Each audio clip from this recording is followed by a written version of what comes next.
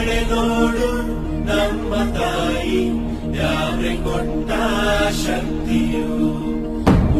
ಅಷ್ಟಲಕ್ಷ್ಮಿ ದೇವಾಲಯದಲ್ಲಿ ಕಾರ್ತಿಕ ದೀಪೋತ್ಸವದ ಸಂಭ್ರಮ. ಕಡೆಯ ಕಾರ್ತಿಕ ಸೋಮವಾರ ಹಿನ್ನೆಲೆ ತುಮಕೂರಿನ ಸಿದ್ಧಗಂಗಾ ಶ್ರೀಗಳಿಂದ ಭಕ್ತರಿಗೆ ದೀಪೋತ್ಸವದ ಮಹತ್ವದ ಆಶೀರ್ವಚನ. ಬಿಪಿ ಪ್ರಕಾಶ್ ಕುಟುಂಬದಿಂದ 17ನೇ ವರ್ಷದ ದೀಪೋತ್ಸವ ಸುಸಂಪನ್ನ.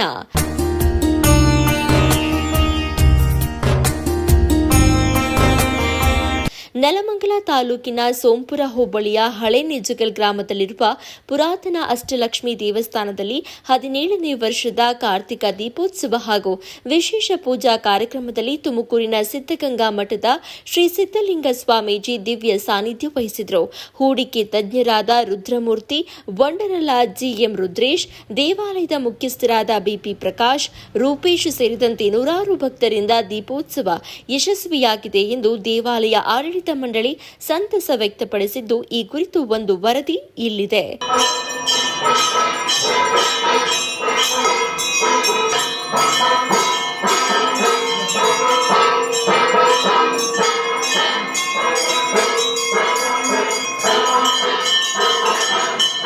ಒಂದೆಡೆ ಅಲಂಕಾರಗೊಂಡ ಶ್ರೀ ಅಷ್ಟಲಕ್ಷ್ಮಿ ವೈಭವ, ದೀಪಗಳ ಸಾಲು, ಹರಗೂರು ಚರಮೂರ್ತಿಗಳ ದಿವ್ಯ ಸಾನ್ನಿಧ್ಯ, ಗಣ್ಯರ ದಂಡು, ಈ ಎಲ್ಲ ದೃಶ್ಯ ಕಂಡುಬಂದಿದ್ದು ಹಳೆ ನಿಜಗಲ್ನ ಅಷ್ಟಲಕ್ಷ್ಮಿ ದೇವಾಲಯದಲ್ಲಿ. ತುಮಕೂರಿನ ಸಿದ್ಧಗಂಗಾ ಮಠದ ಶ್ರೀ ಸಿದ್ದಲಿಂಗ ಸ್ವಾಮೀಜಿ ಮಾತನಾಡಿ, ಶಿವಶಿವ ಪರಮಾಶ್ರಯವೇ ತಾನಾಗಿ ಶತಪತ್ರ ಕಮಲ ಕರ್ಣಿಕಾ ಮಧ್ಯದಲ್ಲಿ ಸ್ವತಃಸಿದ್ಧನಾಗಿರುವ ನಮ್ಮ ಕೂಡಲ ಸಂಗಮ ದೇವ ಅಂತೇಳಿ. ಅಂದರೆ ನಾವು ಯಾವುದನ್ನು ನೋಡ್ತಾ ಇದ್ದೀವಿ, ತಗಲು ಸೂರ್ಯ ಬೆಳಗ್ತಾನೆ, ರಾತ್ರಿ ಚಂದ್ರ ಬೆಳಗ್ತಾನೆ, ಅಥವಾ ಅವೆರಡು ಇದ್ದಾಗ ದೀಪಗಳನ್ನು ಹಚ್ಚಿ ನಾವು ದೀಪವನ್ನು ಬೆಳೆಸ್ತೇವೆ. ಆದರೆ ಹಿಂದಿರುವಂಥ ಶಕ್ತಿ ಅಂತಂದರೆ ಅದು ಭಗವಂತ ದೇವರು ಅಂತೇಳಿ ಭಾವಿಸ್ಕೊಂಡು ಬಂದಿರುವಂತಹ ಅವರು. ಹಾಗೆ ಇವತ್ತಂತಹ ಒಂದು ದೇವರ ಆರಾಧನೆಯನ್ನು ಮಾಡುವಂತಹ ಮನೆಗಳಲ್ಲಿ ದೀಪಾರಾಧನೆ ಅಂತಲೇ ಕರೀತಾರೆ ಹೆಚ್ಚಿನ ಕಡಿಮೆ. ಅಂತಹ ದೀಪಾರಾಧನೆಯ ಒಂದು ಪವಿತ್ರ ಕಾರ್ಯವನ್ನು ನಮ್ಮ ವಾಸ ಸಂಗೀತ ಪ್ರಕಾಶ್ ಅವ್ರ ಮಕ್ಕಳವರು, ಕುಟುಂಬದವರು, ಅವರ ಅಂತಂದಿರೆಲ್ಲರೂ ಕೂಡ ಒಟ್ಟಾಗಿ ಸೇರಿ ಇದ್ದಾರೆ. ಮತ್ತು ವಿಶ್ವನಾಥ್ ಅವರೆಲ್ಲ ಒಟ್ಟಾಗಿ ಸೇರಿ ಅವ್ರ ತಂದೆಯವರ ಕಾಲದಿಂದಲೂ ಬಹಳ ವಿಷಯ ನಡೆದುಕೊಂಡು ಬರ್ತಾ ಇದ್ದಾರೆ. ತುಂಬ ಒಂದು ಶ್ರದ್ಧೆ, ಒಂದು ನಂಬಿಕೆ ಇರುವಂಥ ಒಂದು ಸ್ಥಳ ಇವರಿಗೆ. ಅವರ ಬದುಕಿನೊಳಗೆ ಭಾಳಷ್ಟು ಒಂದು ದೊಡ್ಡ ಪಾತ್ರವನ್ನು ನಿರ್ವಹಿಸಿರುವಂಥದ್ದು. ಅದಕ್ಕಾಗಿ ಅದನ್ನು ಯಾವತ್ತೂ ಮುಂದುವರಿಸಿಕೊಂಡು ಅದೇ ಭಕ್ತಿ ಶ್ರದ್ಧೆಯನ್ನು ಯಾವತ್ತೂ ಕೊಂಡೋದವರಾಗಿ ದೇವರ ಕಾರ್ಯವನ್ನು ಮಾಡೋ ಜೊತೆಗೆ ಎಲ್ಲ ಬಂಧು ಬಾಂಧವರು, ಸ್ನೇಹಿತರು ಎಲ್ಲರೂ ಕೂಡ ಒಟ್ಟಾಗಿ ಸೇರಿಸಿ ಅವರಲ್ಲಿ ಒಂದು ಆನಂದ, ಸಂತೋಷವನ್ನು ಮಾಡುವಂಥ ಕೆಲಸವನ್ನು ಅವರು ಮಾಡ್ತಾರೆ. ಸಂತೋಷಂ ಜನಿಯತ್ ಪ್ರಾಜ್ಞ ತದೇವ ಈಶ್ವರ ಪೂಜನ್ ಅನ್ನುವಾಗಿ ಸಂತೋಷವನ್ನು ನಾವೊಂದಲ್ಲ, ನಾವು ಜನಗಳಿಗೆ ಸಂತೋಷವನ್ನು ಉಂಟು ಮಾಡುವಂಥ ಕೆಲಸ ಮಾಡಿದ್ರೆ ಅದು ದೇವರ ಪೂಜೆ ಅಂತೇಳಿ ಕರೆಸ್ಕೊಂಡು ಬರ್ತಾಯಿದೆ. ಹಾಗೆ ಇವತ್ತು ಅಷ್ಟಲಕ್ಷ್ಮಿ ದೇವಸ್ಥಾನದೊಳಗೆ ಅಂತಹ ಒಂದು ಧಾರ್ಮಿಕ ಕಾರ್ಯಕ್ರಮದ ಜೊತೆಗೆ ಒಂದು ಸಂತೋಷವನ್ನು, ಆನಂದವನ್ನು ಎಲ್ಲರೂ ಹಂಚಿಕೊಳ್ಳುವಂತಹ ಒಂದು ಪವಿತ್ರ ಕಾರ್ಯವನ್ನು ಅವರು ಈಗ ನಿರಂತರವಾಗಿ ನಡೆಸ್ಕೊಂಡು ಬರ್ತಾಯಿದ್ದಾರೆ.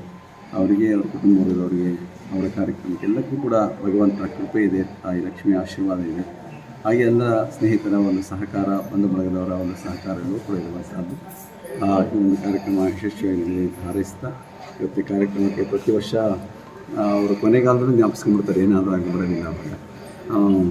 ಅವರು ಪ್ರತಿ ವರ್ಷವೂ ಕೂಡ ಈ ಕಾರ್ಯಕ್ರಮದಲ್ಲಿ ಬರಲೇಬೇಕು ಅಂತೇಳಿ ಅಜ್ಜಿಯವರು, ಗಂಗಮ್ಮ ಅಜ್ಜಿಯವರು ಇದ್ದಾಗಿಂದಲೂ ಕೂಡ ಭಾಳ ಅಜ್ಜಿ ಇದ್ದಾಗ ನಮ್ಮನ್ನ ಯಾರನ್ನಾದರೂ ಸ್ವಾಮಿ ಬರಲೇಬೇಕು, ಬೆಳಗಿನ ಕಾರ್ಯಕ್ರಮದಲ್ಲಿ ಬರಲೇಬೇಕು ಅಂತ ಅವರ ಗುರುಲಿಂಗ ಜಂಗಮ ಪ್ರೇಮ ಅದನ್ನು ಇಷ್ಟೇ ಊಹೆ ಮಾಡೋದಕ್ಕೆ ಸಾಧ್ಯ ಇಲ್ಲ ತಾಯಿಯವರು. ದೇವಾಲಯದ ಮುಖ್ಯಸ್ಥ ಹಾಗೂ ವಾಸ ಸೈಂಟಿಫಿಕ್ನ ಬಿಪಿ ಪ್ರಕಾಶ್ ಮಾತನಾಡಿ, ಪ್ರತಿ ವರ್ಷ ಮಾಡಿದಾಗೆ ಈ ವರ್ಷನೂ ಮಾಡ್ತಾ ಇದ್ದೀವಿ. ಎಲ್ಲ ಭಕ್ತಾದಿಗಳು ಬಂದು ಭಾಳ ಚೆನ್ನಾಗಿ ನೆರವೇರಿಸಿಕೊಟ್ಟಿದ್ದಾರೆ. ಕಾರ್ಯಕ್ರಮ ತುಂಬ ಚೆನ್ನಾಗಿ ಬಂದಿದೆ. ಸ್ವಾಮೀಜಿ, ಸಿದ್ಧಗಂಗಾ ಸ್ವಾಮೀಜಿ ಬಂದಿದ್ದರು. ಮೋಹಂತಿ ಸಾಹೇಬರು ಬರೋದಲ್ಲಿದ್ದಾರೆ. ಮೋಹಂತಿ ಸಾಹೇಬರು ಬರ್ತಾ ಇದ್ದಾರೆ. ಎಲ್ಲ ಕಾರ್ಯಕ್ರಮನ ಹೆಣ್ಮಕ್ಳು ಭಾಳ ಚೆನ್ನಾಗಿ ಮಾಡ್ಕೊಂಡಿದ್ದಾರೆ.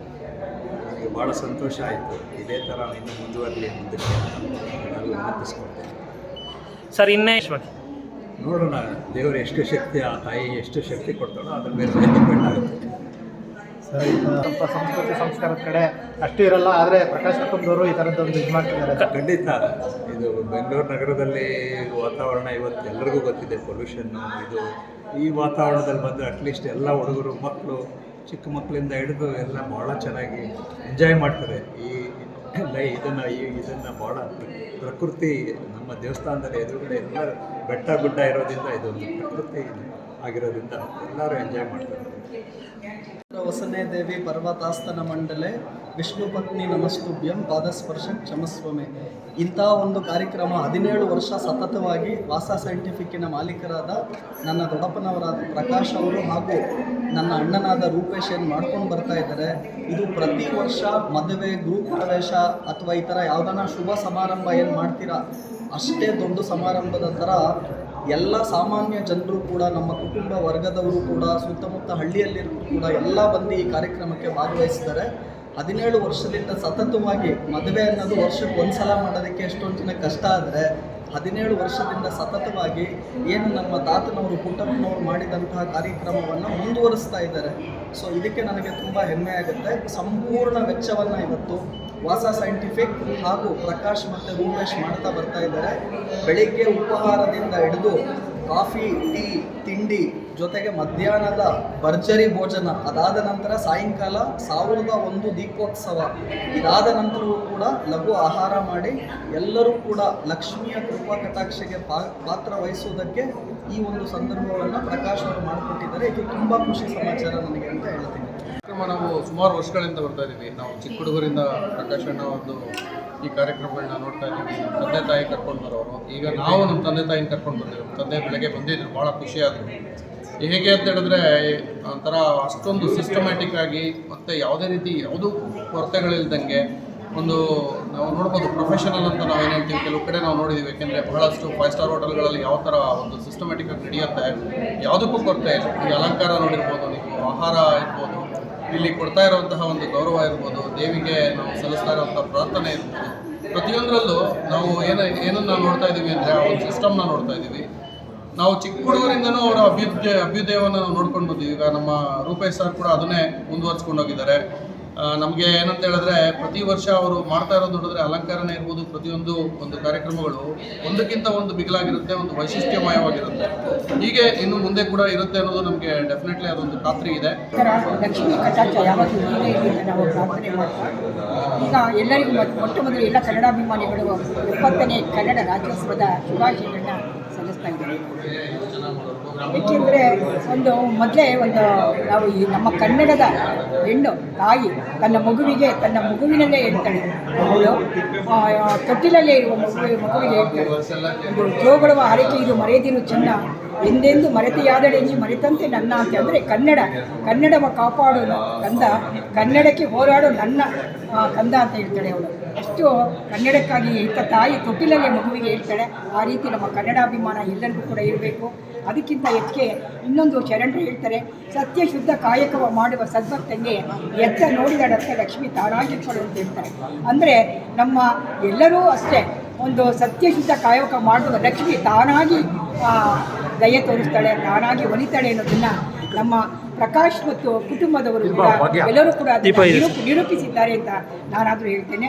ಹಾಗೂ ಅವರಿಗೆ ಎಲ್ಲ ದೇವರು, ಅವರ ಕುಟುಂಬದವರಿಗೆ, ಎಲ್ಲ ನಮ್ಮ ಎಲ್ಲ ಬಂಧು ಬಳಗಕ್ಕೆ ಆ ಲಕ್ಷ್ಮೀ ಕೃಪಾ ಕಟಾಕ್ಷ ಯಾವಾಗಲೂ ಹೀಗೆ ಇರಲಿ ಅಂತ ನಾನು ಪ್ರಾರ್ಥನೆ ಸಲ್ಲಿಸ್ತಾ ಇದ್ದೇನೆ.